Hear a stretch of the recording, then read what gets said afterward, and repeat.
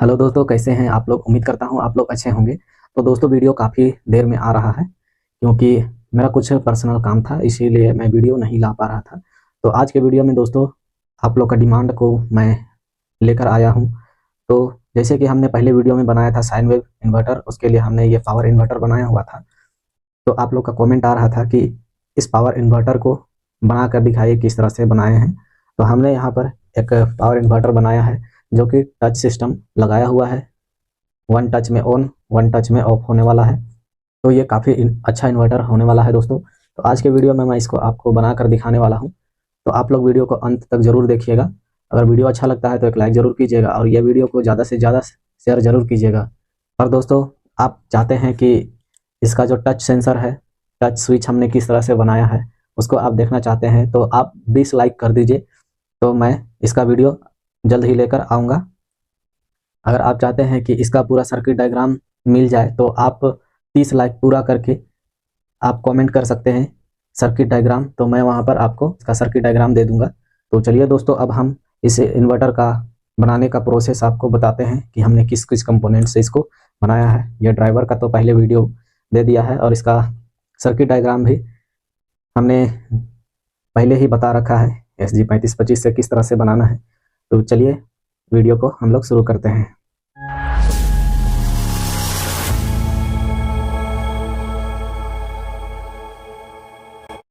तो दोस्तों, हम यहाँ पर ये जीरो पीसीबी ले रहे हैं। हम हमारा सर्किट इसी में बनाने वाले हैं, तो इसमें थोड़ा अच्छा होता है बनाने के लिए, तो हम इसका यूज़ करेंगे। और दोस्तों, हम हमारा इन्वर्टर में हम IRM 3205 MOSFET यूज कर रहे हैं। ये हम 4 पीस यूज कर रहे हैं, दोनों साइड 2-2 पीस रहेगा। और इसके लिए जिसमें कि हीट सिंक पैड भी है और स्क्रू में देख सकते हैं एक प्लास्टिक है वाइट वाला जो कि इंसुलेटर का काम करेगा। ये मॉसफेट और ये हीट सिंक को आपस में टच होने नहीं देगा। और आप कोई भी मॉसफेट यूज करेंगे तो उसमें मॉसफेट का जो ये बॉडी है वो एक दूसरे से टच ना हो, उसमें कोई कंटिन्यूटी ना हो। उसके लिए हम यहाँ पर इस तरह का पैड और इस स्क्रू ले रहे हैं। तो आपको भी इसी तरह से लेना होगा। तो चलिए हम इस मॉसफेट को इस हीटसिंक पर पहले कसते हैं, उसके बाद हम इस पीसीबी पर माउंट करेंगे।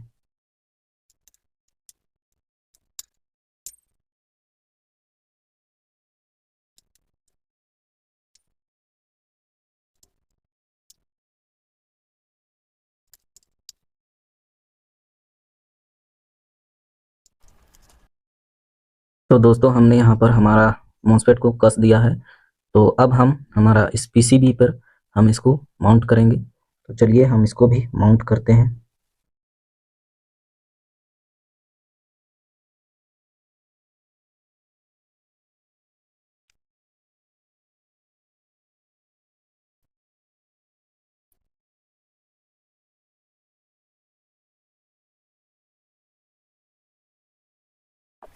तो दोस्तों, हमने इसको यहाँ पर माउंट कर दिया। तो अब दोस्तों, हर एक मॉसफेट का 3 नंबर और 1 नंबर पिन के बीच में हम 10 किलो ओम का रेजिस्टेंस लगाने वाले हैं। तो ये लगाना बहुत ही ज़रूरी है, तो आप लोग लगाएंगे। तो चलिए हम भी इसमें फटाफट लगाते हैं।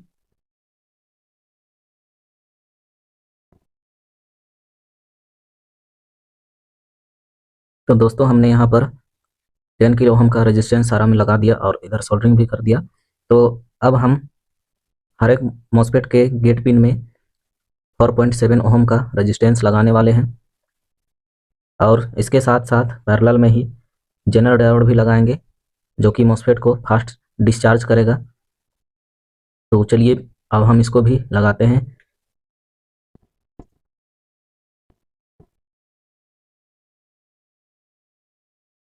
अब हम यहाँ पर ये जेनर डायोड को भी लगाएंगे जो कि इसका ब्लैक पट्टी है वो बाहर के साइड रहेगा, यानी कि इस तरह से रेड पट्टी है जो मॉसफेट की तरफ होगा।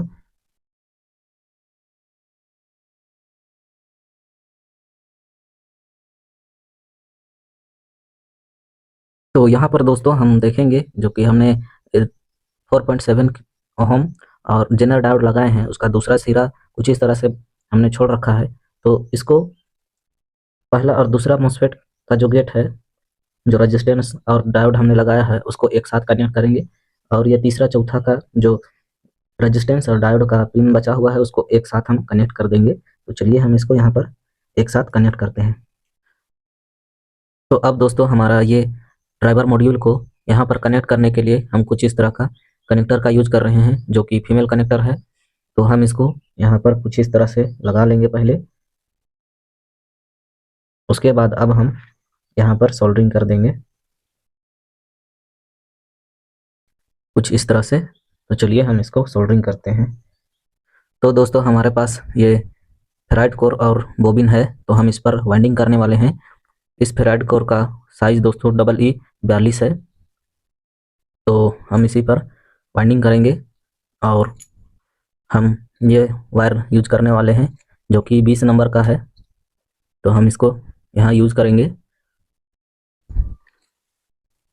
तो चलिए दोस्तों हम इसका थोड़ा कैलकुलेशन निकाल लेते हैं, उसके बाद हम इस पर वाइंडिंग करेंगे।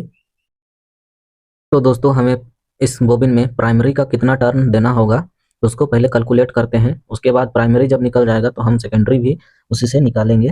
तो यहाँ पर दोस्तों हम 11 वोल्ट को मानकर चल रहे हैं, तो यहाँ पर हम ये वाला लगा लेते हैं और 11 वोल्ट इंटू 10 का पावर 8, और उसके बाद दोस्तों नीचे डिवाइडेड बाई 4 इंटू हम कितना फ्रीक्वेंसी रखना चाहते हैं दोस्तों उसको लिखना है।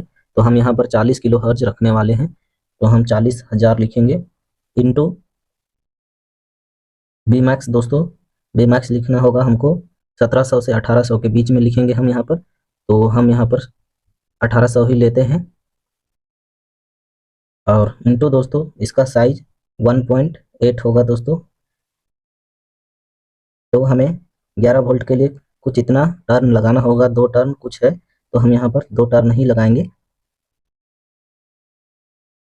तो चलिए दोस्तों अब हम इसमें प्राइमरी का तो निकाल लिया, सेकेंडरी का निकालते हैं। तो 11 वोल्ट के लिए हम 2 टर्न दे रहे हैं, भागा 2 टर्न, तो एक टर्न का वोल्टेज 5.5 वोल्ट आया। तो तो हमको 400 वोल्ट का निकालना है, तो 400 वोल्ट के लिए हम कितना टर्न लगाएंगे, तो हम यहाँ पर लिख देते हैं 400 भागा 5.5, 5.5। तो कुछ दोस्तों हमको 72 टर्न लगाने होंगे। तो चलिए हम इसमें पहले 72 टर्न लपेट लेते हैं, उसके बाद हम इसमें प्राइमरी को लपेटेंगे। तो चलिए दोस्तों हम इसमें फटाफट से अब वाइंडिंग करते हैं। सेकेंडरी में दोस्तों हम सिंगल वायर लेने वाले हैं, जो 20 नंबर का वायर है उसको हम सिंगल लेने वाले हैं यहाँ पर। तो इसको हम लपेटना स्टार्ट करते हैं।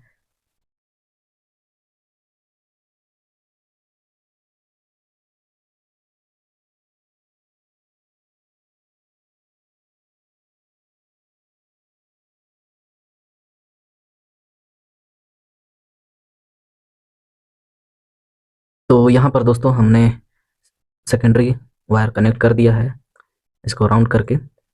तो यहाँ पर हमने उसके बाद टेप भी लगा दिया। तो यहाँ पर हम 72 नहीं 75 लगा दिए, थोड़ा एक्स्ट्रा, क्योंकि हम इसमें फीडबैक लगा रहे हैं तो ये कंट्रोल कर लेगा वोल्टेज को। तो चलिए अब हम इसमें प्राइमरी को भी लपेटते हैं। तो प्राइमरी में हम ये वायर को 8 पीस लेंगे और यहाँ पर लपेटेंगे। तो चलिए हम इसमें लपेटते हैं। तो यहाँ देख सकते हैं दोस्तों हमने इस ट्रांसफार्मर का वाइंडिंग कर दिया है। इधर है प्राइमरी का वाइंडिंग और इधर सेकेंडरी का। तो सेकेंडरी में दोस्तों हम और एक वाइंडिंग करेंगे, जिससे कि हम अगर कुछ चलाना चाहें पंखा, या तो हम साइन वेव इन्वर्टर चलाने के लिए उसका पावर सप्लाई इसी से बनाएं, जो कि 12 वोल्ट चाहिए होता है EGS002 कार्ड को, तो हम यहीं से उसको दे सकते हैं। तो यहाँ पर हम 4 राउंड और लगाएंगे, क्योंकि अगर हम 3 राउंड बस लगाएंगे तो हो सकता है कि इसका सेकेंडरी में जो हाई वोल्टेज है उसमें लोड पड़ेगा तो वोल्टेज ड्रॉप करेगा। तो वोल्टेज ड्रॉप करेगा तो उसके साथ जो एक्स्ट्रा सप्लाई के लिए हम वाइंडिंग करेंगे उसमें भी वोल्टेज ड्रॉप आ जाएगा। तो वहाँ पर हमको पूरा वोल्ट मिलते रहना चाहिए, इसीलिए हम यहाँ 4 टर्न मारेंगे। तो चलिए हम यहाँ और 4 टर्न लगाते हैं। तो दोस्तों हमने यहाँ पर 4 टर्न भी लगा दिया है। तो चलिए अब हम इसको थोड़ा अच्छे से टैपिंग कर लेते हैं।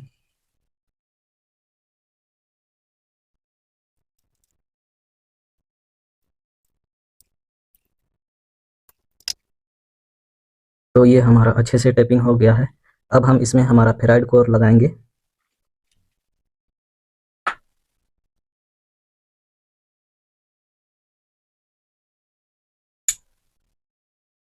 तो ये अच्छे से आ गया दोस्तों। तो अब हम इसके ऊपर भी टेप करेंगे ताकि ये भी अच्छे से टाइट रहेगा।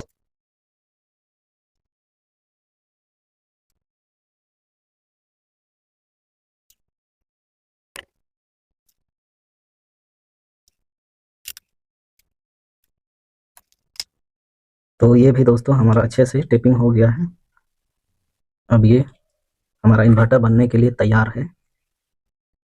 तो चलिए अब हम इसको यहाँ पर इंस्टॉल करते हैं।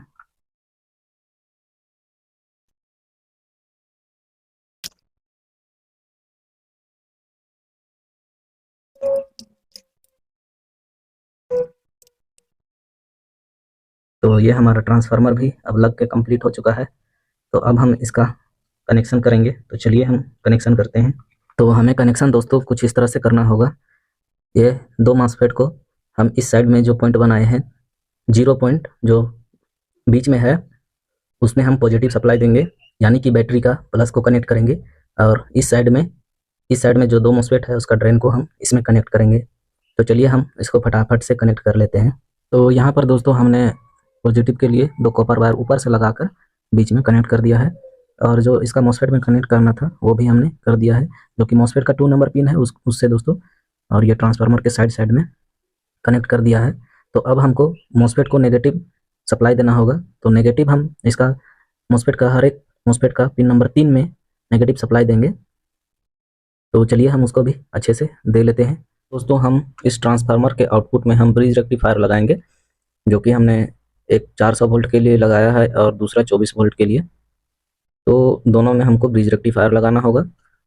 तो लो वोल्टेज के लिए दोस्तों हम डायोड यूज कर रहे हैं FR 207, और हाई वोल्टेज के लिए हम यूज कर रहे हैं HER 207।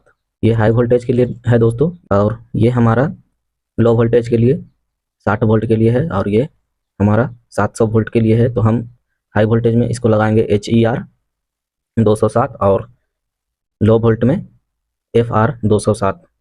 तो चलिए हम सबसे पहले लो वोल्ट के लिए लगाते हैं।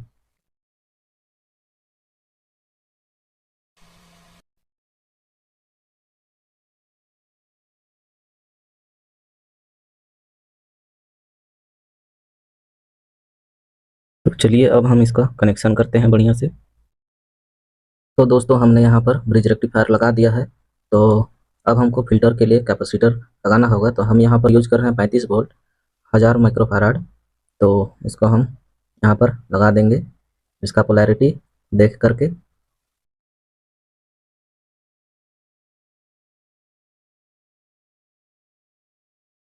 तो यहाँ पर ये कैपेसिटर भी लग गया। तो अब हम हाई वोल्टेज के लिए ब्रिज रेक्टिफायर बनाएंगे।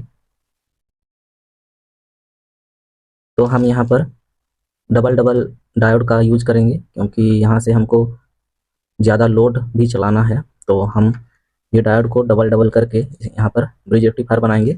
उसके बाद हम ये कैपेसिटर को भी लगाएंगे, जो कि 450 वोल्ट 470 माइक्रोफैराड का है। तो चलिए हम इन दोनों को लगाते हैं।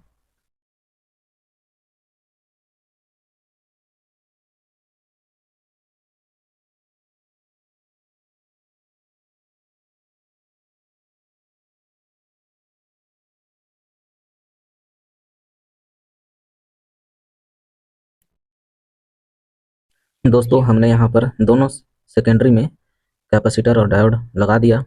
तो अब हम यहाँ पर जहाँ पर हम बैटरी कनेक्ट करने वाले हैं वहाँ भी एक कैपेसिटर हम कनेक्ट करेंगे, जो कि ये 25 वोल्ट 4700 माइक्रोफैराड का है। तो इसका पोलैरिटी भी देख के लगाना होगा, जो प्लस होगा प्लस के साइड और माइनस को माइनस के साइड।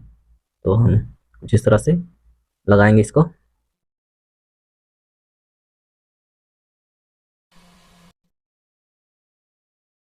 तो यहाँ पर हम बैटरी को कनेक्ट करने के लिए दो टर्मिनल भी बनाए हैं, जिससे हम बैटरी को आसानी से कनेक्ट कर पाएंगे। तो अब दोस्तों इसमें बारी है इसमें फीडबैक सिस्टम का लगाने का।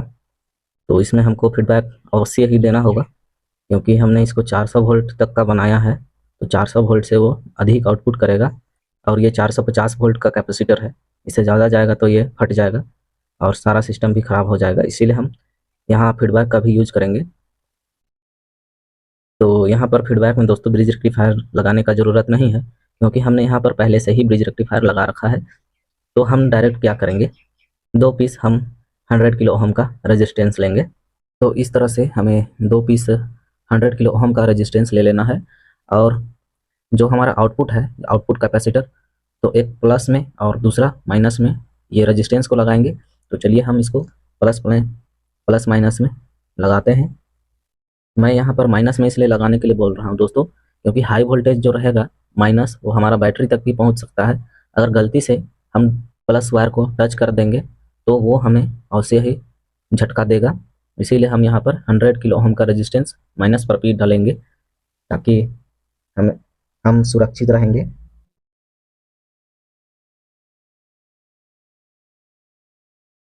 तो हमने यहाँ पर ये रेजिस्टेंस लगा दिया। और दोस्तों करने के लिए हम इस तरह का पोटेंशियोमीटर का यूज करेंगे। तो पोटेंशियोमीटर को भी हम यहाँ पर लगा लेते हैं कुछ इस तरह से। तो अब यहाँ पर जो हमें एडजस्ट करके वोल्टेज मिलेगा उसको भी हमको थोड़ा सा फिल्टर करना पड़ेगा, क्योंकि इस रेजिस्टेंस के थ्रू कुछ नॉइस आ सकता है। इसीलिए हम ये छोटा सा कैपेसिटर लगाएंगे, जो कि 471 नंबर का है, पिकोफैराड में है ये। तो यहाँ पर दोस्तों हमने ये रेजिस्टेंस को इस पोटेंशियोमीटर के साइड वाले लेग में कनेक्ट किया है। इसमें 3 पिन होता है, तो हमने इसका साइड में कनेक्ट किया है। और जो नेगेटिव साइड में कनेक्ट हुआ है, हम उसको हमारा सप्लाई का नेगेटिव से ही कनेक्ट करेंगे। और जो इस पोटेंशियोमीटर का बीच वाला लेग है, जो इस कैपेसिटर के साथ कनेक्ट होते हुए हमारा फीडबैक सेंसर में जाएगा, तो हम उसको भी कनेक्ट कर देंगे। तो चलिए हम कनेक्ट करते हैं। तो दोस्तों हमने इसका पूरा कनेक्शन कर दिया है। तो अब बस रह गया तो इस कार्ड को सप्लाई देना है। तो कार्ड को सप्लाई देने से पहले दोस्तों हमको एक स्विच लगाना होगा, जिससे कि हम इसको ऑन ऑफ कर सकेंगे। तो ऑन ऑफ करने के लिए दोस्तों हम यहाँ पर टच सिस्टम लगाने वाले हैं, तो हम ये टच सेंसर को भी इसमें अटैच करेंगे। तो ये तो 5 वोल्ट से चलने वाला है दोस्तों, तो इसके साथ हम 7805 रेगुलेटर का यूज करेंगे, ताकि इस टच मॉड्यूल को वो ऑपरेट कर पाएगा। और साथ ही साथ दोस्तों स्विचिंग के लिए हम ये रिले का भी यूज करेंगे। ये टच मॉड्यूल इस रिले को सिग्नल देगा, ऑन ऑफ करेगा। तो हम इसको पर कनेक्ट करने वाले हैं। बहुत ही सिंपल है, तो मैं यहीं पर बता देना चाहूँगा। VCC इनपुट आउटपुट और ग्राउंड। तो VCC में हमको 5 वोल्ट देना है, जो कि 7805 से हमको मिलेगा। और ग्राउंड को तो ग्राउंड से ही कनेक्ट करेंगे। इनपुट आउटपुट में दोस्तों NPN ट्रांजिस्टर लेंगे, जो कि मेरे पास अभी अवेलेबल है BD139। तो हम उसका यूज करेंगे इस रिले को पावर देने के लिए। तो चलिए हम इसका भी कनेक्शन फटाफट करते हैं। तो दोस्तों हमने यहाँ पर सारा कनेक्शन कर दिया है। ये हमारा ट्रांजिस्टर, ये 7805, ये रिले, जिससे हमें इस कार्ड को पावर मिलेगा। तो चलिए थोड़ा सा इसका टेस्टिंग करते हैं। अभी हम इसका फुल टेस्ट नहीं कर रहे हैं दोस्तों इस कार्ड के साथ, बस हम ये देख रहे हैं कि यहाँ रिले में वोल्टेज आ रहा है या नहीं, वो सब हम देखेंगे।